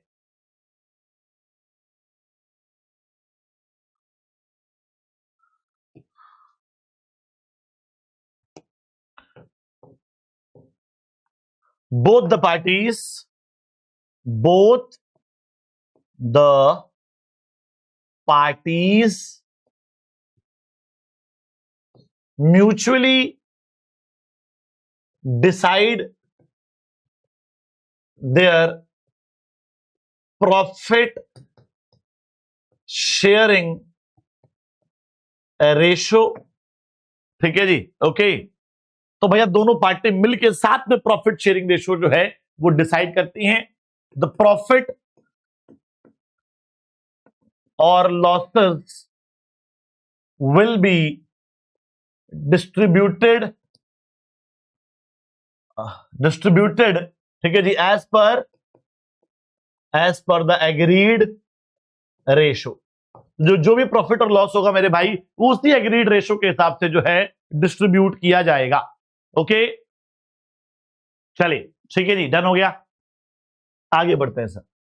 नेक्स्ट है पब्लिक प्राइवेट पार्टनरशिप बालको। ठीक है, ये लास्ट टॉपिक है इस चैप्टर का। एंड पब्लिक प्राइवेट पार्टनरशिप क्या होता है? तो मेरे भाई पब्लिक प्राइवेट पार्टनरशिप एक ऐसी पार्टनरशिप होती है जिसके अंदर पब्लिक एंटरप्राइज और प्राइवेट एंटरप्राइज साथ मिलकर बिजनेस करते हैं। ठीक है, okay. So when public enterprise and private enterprise come together, ठीक है जी, okay, to start a business, that is known as public private partnership, PPP. Sir joint venture में क्या फर्क हो गया? देखो, जॉइंट वेंचर के अंदर दोनों कंपनियां प्राइवेट थी, वो आपस में मिलकर बिजनेस कर रही थी। ठीक है, ओके। यहां पर क्या है सर, यहां पर जो है एक पब्लिक सेक्टर की बिजनेस होगा, एक प्राइवेट सेक्टर का बिजनेस होगा, वो दोनों साथ मिलके आएंगी, तो उसको मेरे भाई पीपीपी बोलते हैं। The parties always agree on the ratio. ठीक है जी, ओके। अच्छा, ये पिछले वाला पॉइंट यहां पर आ गया है, कोई बात नहीं गाइस, मैं यहां पर लिख भी देता हूं प्रॉफिट शेयरिंग रेशो। ठीक है, okay, don't worry don't worry don't worry, यहां पर लिख देते हैं मेरे भाई प्रॉफिट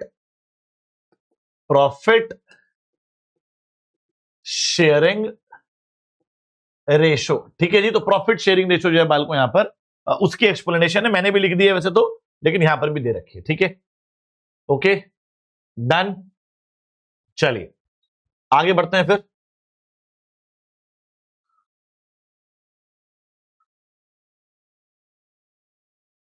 सो एक बार रीड करवा दूं क्या प्रॉफिट शेयरिंग रेशो को? आ जाओ सर।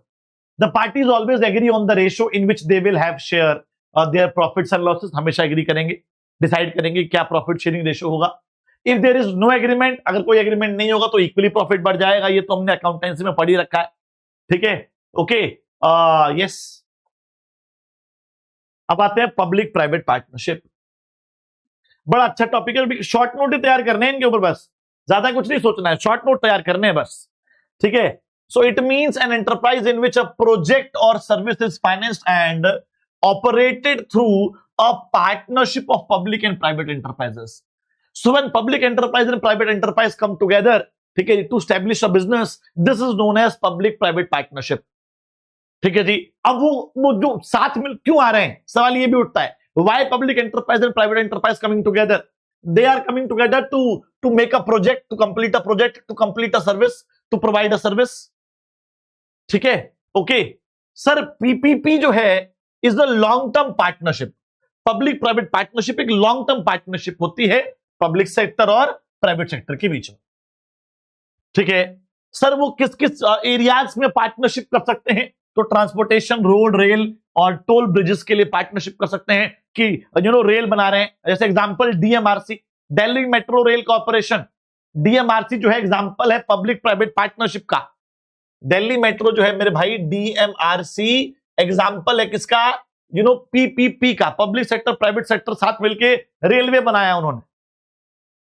हेल्थ हॉस्पिटल्स में पीपीपी मॉडल चलता है, वाटर कलेक्टिंग, क्लीनिंग, डिस्ट्रीब्यूशन में पीपीपी मॉडल चलता है। ठीक है जी। स्कूल्स में, यूनिवर्सिटीज में पब्लिक एंटरप्राइज प्राइवेट एंटरप्राइज साथ मिलकर स्कूल कॉलेज खोलते हैं, वहां भी पीपीपी मॉडल चलता है गाइस। ठीक है, ओके, क्या क्या फीचर्स सर? पार्टनरशिप होती है इसके अंदर किस किस के बीच में सर? पब्लिक एंटरप्राइज के बीच में और प्राइवेट एंटरप्राइज के बीच में जो है यहां पर पार्टनरशिप देखने को मिलती है। ठीक है जी। हाई प्रायोरिटी प्रोजेक्ट्स पे काम किया जाता है। सर ये हाई प्रायोरिटी प्रोजेक्ट्स क्या हैं? जिसमें बहुत सारा कैपिटल, बहुत हैवी हैवी मशीनरी लगती है। अब मेट्रो बनाना आसान थोड़ी है मेरे भाई, है ना? तो हाई प्रायोरिटी प्रोजेक्ट्स है which is requiring high capital knowledge, है ना? High technology is required, that is known as high priority projects. बड़े बड़े प्रोजेक्ट्स के लिए सुटेबल होता है। पब्लिक वेलफेयर प्रोजेक्ट्स के लिए सुटेबल। अब मेट्रो क्या है? मेट्रो एक पब्लिक वेलफेयर प्रोजेक्ट ही तो है, जो कहीं ना कहीं ट्रांसपोर्टेशन कनेक्टिविटी को इंप्रूव कर रहा है, और जो प्रॉफिट होगा, जो लॉस होगा, वो आपस में शेयर कर लिया जाएगा। तो ये सारे फीचर्स हैं मेरे भाई। ठीक है, ओके। तो it is the partnership between the public sector and private sector. High priority projects मेरे भाई देख करे जाते हैं जहां पर बहुत ज्यादा कैपिटल की रिक्वायरमेंट ज्यादा है, जहां पर आपको टेक्नोलॉजी बहुत एडवांस चाहिए। ठीक है जी। जहां पर आपको कहीं ना कहीं प्रोफेशनलिज्म चाहिए, तो वहां पर जो है गाइस इस तरह की चीजें जो है बनती हैं। ठीक है जी। Okay, suitable for big projects, जहां पर कैपिटल इंटेंसिव और हैवी इंडस्ट्रीज हैं, वहां पर इस तरह के बिजनेस जो है मेरे भाई खोले जाते हैं। इस तरह के मॉडल, पीपीपी मॉडल यूज किए जाते हैं। Suitable for public welfare project, मैंने एग्जांपल लिया था भैया, Delhi metro rail corporation DMRC क्या कर रहा है sir? Public welfare project services provide कर रहा है ना? ट्रांसपोर्टेशन सिस्टम कनेक्टिविटी को इंप्रूव कर रहा है। शेयरिंग ऑफ रेवेन्यू, जो भी रेवेन्यू होगा मेरे भाई, दोनों पब्लिक एंटरप्राइज प्राइवेट एंटरप्राइज आपस में बांट लेंगे। ठीक है जी गाइस, ग्लोबल एंटरप्राइजेस में पढ़ा ही चुका हूं, लेकिन फिर भी एक बार मैं रीड करवाना चाहता हूं। मैंने फीचर्स लिखवा दिए थे, ठीक है, अलग से, लेकिन एक बार इसको देख लीजिए। इसको एमएनसी भी बोलते हैं। ग्लोबल एंटरप्राइजेस को मेरे भाई एमएनसी भी बोलते हैं। MNC is a company whose operations expand beyond the, ठीक है जी, beyond the boundaries of a country, ठीक है जी, in which it was established। तो जो established, जहां पर establish किया जाता है ग्लोबल एंटरप्राइजेस को, उसको बोलते हैं होम कंट्री, और जहां जहां खोला जाता है उसको बोलते हैं होस्ट कंट्री। ठीक है, तो यहां पे लिखा भी हुआ है global enterprises also known as MNC, multinational companies, multinational corporations भी कहते हैं। ठीक है जी, ओके। वो अलग इसलिए होते हैं क्योंकि इनका साइज बहुत बड़ा होता है। ठीक है जी, okay. Wide range of services and product इनके पास होते हैं, है ना? सर्विसेज और प्रोडक्ट जो है इनके पास बहुत ज्यादा होते हैं। तो ये भी बाल को जो है कहीं ना कहीं एक अलग बनाता है ग्लोबल एंटरप्राइजेस को। ठीक है, ओके गाइस, ये सारे पॉइंट्स मैं पढ़ा ही चुका हूं आपको। ह्यूज कैपिटल रिसोर्सेज इनके पास होते हैं सर। फॉरेन कोलैबोरेशन होते हैं, हीरो का होंडा से कोलैबोरेशन होगा, टेक्नोलॉजी एडवांस होगी, है ना सर? प्रोडक्ट इनोवेशन देखने को मिलता है, marketing strategies, expansion of market territory, centralise control. ये सारे पॉइंट्स गाइस मैं ऑलरेडी करवा चुका हूं। ठीक है जी, ओके जी। तो मेरे भाई यहां पर हमने जो है क्या टॉपिक कवर किया मेरे भाई? टॉपिक जो हमने यहां पर कवर कर दिया है, वन शॉट हमारा पूरा कंप्लीट हो चुका है यहां पर।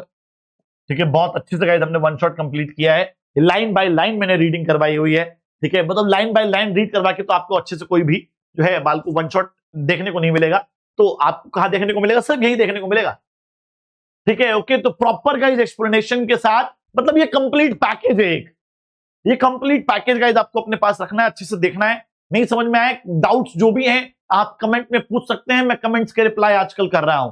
ठीक है जी, ओके। चलिए, सो हमने भाई पूरा का पूरा जो है पब्लिक प्राइवेट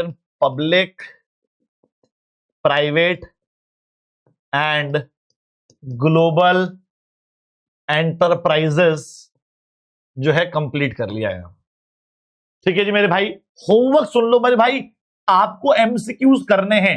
ठीक है, जो भी आपकी बुक आपके पास अवेलेबल है, उसके जितने भी एमसीक्यूज हैं वो करिएगा। ठीक है जी guys, okay. So thank you so much everyone, hopefully you really enjoyed this session. ठीक है जी, ओके। वन शॉट में इतने अच्छे से हमने कवर किया है, एंड बस बाय बाय, टेक केयर, जय हिंद, जय भारत बाल को, lots of love to all of you guys, take care take care take care.